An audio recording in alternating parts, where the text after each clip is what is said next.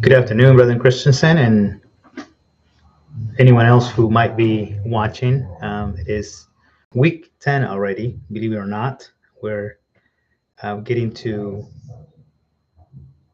wrapping this semester up here and coming weeks very shortly. We're reporting on chapters 20, 21, and 22 that concern employment law, discrimination, and sexual harassment. Um, Very practical reading.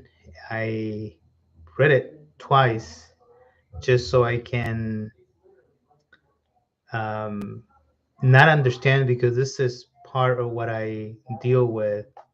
I don't want to say on the daily basis, but it's part of the fabric and the makings of my business. I work and have the pleasure of lead a team that all combined about 200 employees, from all the way down from frontline employees to um, supervisors and managers. So where there's people, there's always going to be a measure of differences of opinion or interactions that may not always be um, appropriate in nature, let alone the fact that there are accusations when an employee is separated or they leave the business that come about that are very applicable to what I read. So I was very interested in refreshing some of the principles that in theory I have worked with for so many years. So really like Brother Hale's style of writing. He makes it very, very, while technical, practical, immediate application, and it resonates with people that use these tools frequently. Um, in form of summary, when I shared this little blip, these chapters provide a comprehensive overview of employee law. They focus on critical areas in general employment principles, anti-discrimination laws, and sexual harassment. Um, all these chapters emphasize the legal framework, employer responsibilities, employee rights, and the procedures for ensuring compliance and addressing violations in the workplace. So I had a really good time studying the um, the material this week. Relevant quotes. This captured my attention a great deal, and I'll explain after I read it. So, quote: most employees in the United States are at will. However, several statutes and judicial decisions have created exceptions to the at-will employment doctrine. As a result, the presumption of at-will employment can be overcome based on exceptions to the doctrine.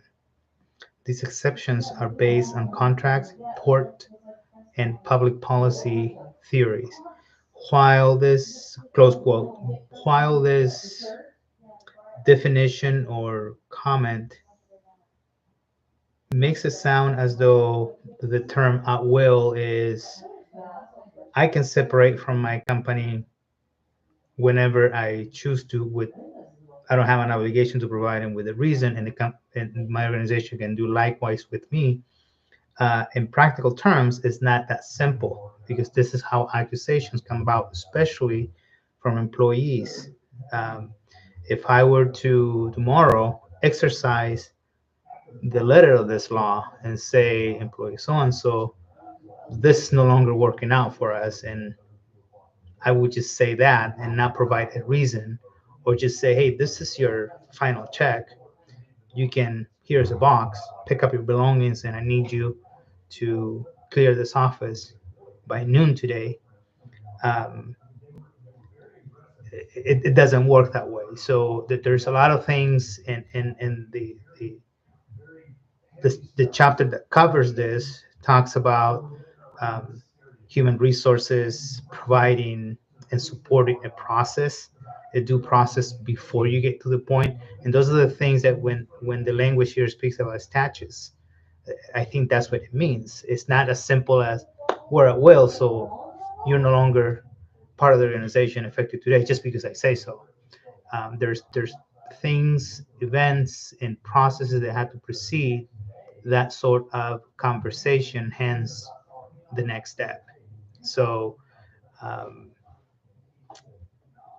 I wanted to use that as a relevant quote to highlight, based on experience, what that looks like, at least in my environment. I can't just go off and exercise that prerogative, if you will, because I just felt like it that morning. Connections in terms of the reading and, again, the practicality of the content. The alignment between anti-discrimination laws with good employers practices creates a fair and dynamic workplace that not only meets legal requirements but also promotes long-term success and employee well-being. So I can't agree with this more. And I wrote this really from the perspective of a leader who cares, and um, I really try to run an organization that where I foster this measure of um, fairness and within the legal boundaries that allow me to do this. You can't be too lenient, but you can't be too harsh. There's a sweet spot that people should live in, and if you use too much of the letter of the law, you're gonna compromise relationships. If you're too relationship based and don't have the handbook or a process that you can fall back to address something, then you get in trouble because that's when inconsistencies might come about, or the perception of preferential treatment and such. So when you have an organization where people learn to trust you as a leader, and when they or the organization walk a gray line, um, if the relationship of trust is built, those things can be very easily just talked through and worked through before we get to any step that might lead or points um, to exercising or utilizing the legal system, or even the escalation process within the organization to problem solve. I'm a true believer that um, problem solving starts at the lowest level possible between the two or the parties involved, and that there should be a reconciliation to give each other an opportunity to problem solve and seek to understand first before even a third party is involved. And I think I've done um, a good job in building that kind of culture in my organization where people seldom do I have to hear issues of bickering, um, because people understand this principle and they exercise it well. Not a perfect world, and there never will be. Hence, why we have all these statutes and laws written. Um, but we don't necessarily have to get to this point if we, as leaders, create an environment of fairness and equality, free of harassment, which is what the last point that I made here with personal takeaways. It's a blend of what I just said with, and I'll add, the best practice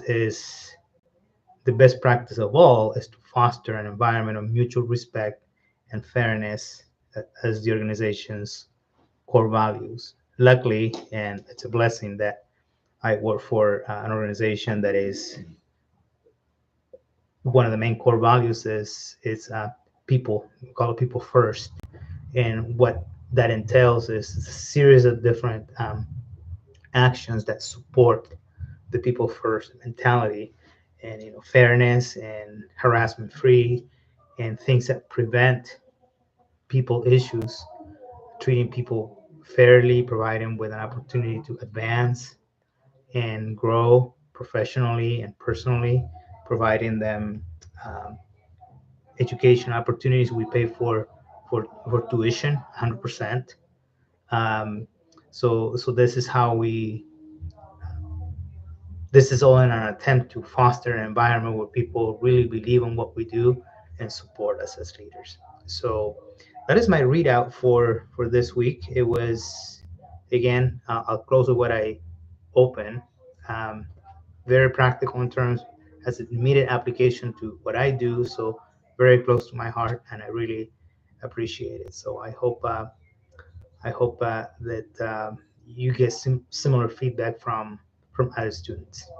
Thank you so much.